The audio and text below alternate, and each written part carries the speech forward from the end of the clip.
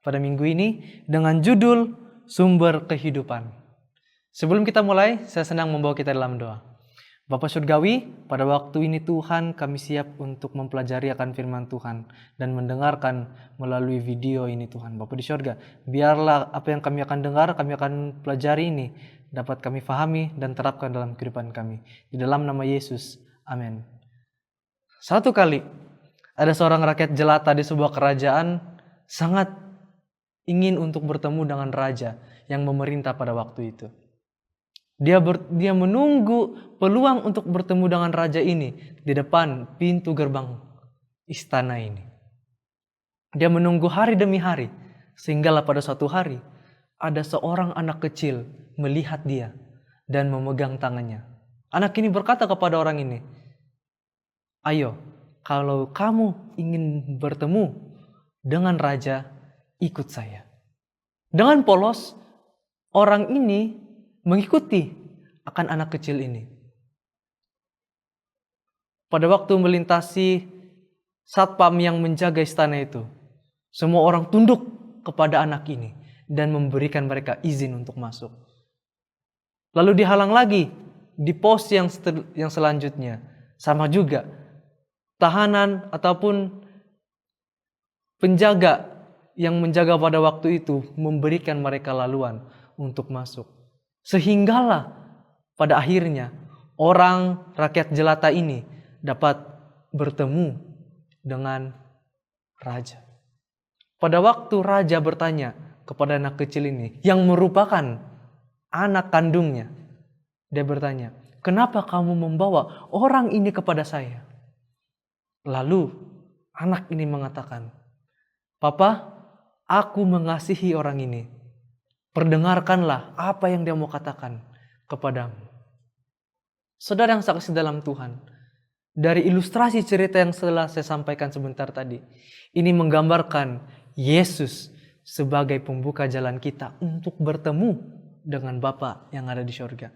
Dia telah lahir di dunia, mati sebagai satu tanda penghapusan akan dosa kita, sehinggalah dia disebut sebagai juru selamat yang membawa kita punya hubungan yang lebih bagus dengan Allah Bapa.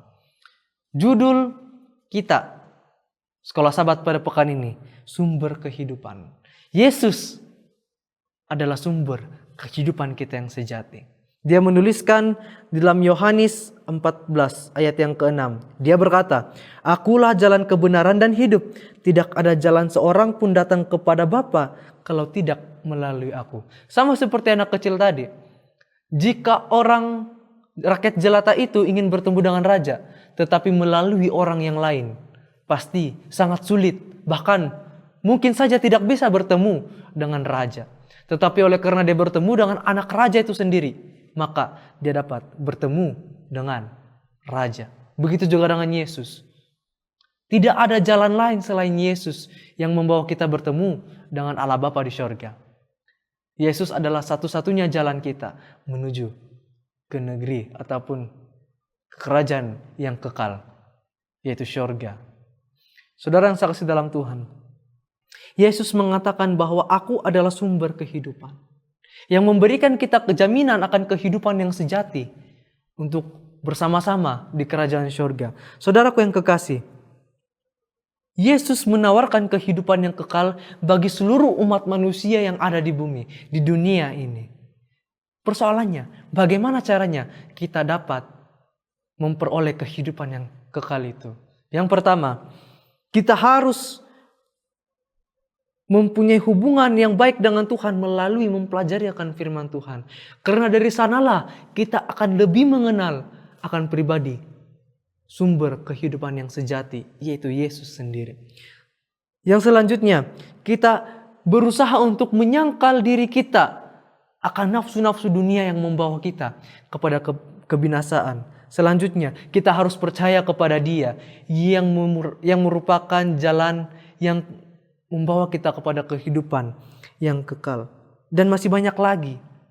Saudaraku yang saksi dalam Tuhan, jika kita mau untuk menerima akan kehidupan yang kekal, maka kita harus punya hubungan yang intim, begitu intim dengan Tuhan, sehingga itulah menjadi jalan satu-satunya untuk kita berada dan mendapatkan kehidupan yang kekal. Tapi pada masa sekarang ini, pada zaman sekarang ini, begitu ramai orang yang telah larut di dalam nafsu dunia dan menolak untuk menerima akan sumber kehidupan. Saudaraku yang saya kasih dalam Tuhan, apabila kita menolak untuk menerima akan sumber kehidupan yang sudah Yesus berikan kepada kita, maka akan yang kita temukan dalam kehidupan kita adalah kebinasaan, kehidupan yang penuh dengan kesengsaraan, dan macam-macam lagi. Saudara yang kekasih dalam Tuhan, kita menerima Yesus dan percaya kepadanya. Roh Kudus memberi kita tubuh. Roh Kudus berada dalam hati kita, berada dalam tubuh kita, bekerja setiap hari supaya kita hidup menurut akan apa yang Yesus telah ajarkan untuk kita dan yang perlu kita lakukan sebagai umatnya, yaitu memberitakan akan kebenaran kepada orang-orang.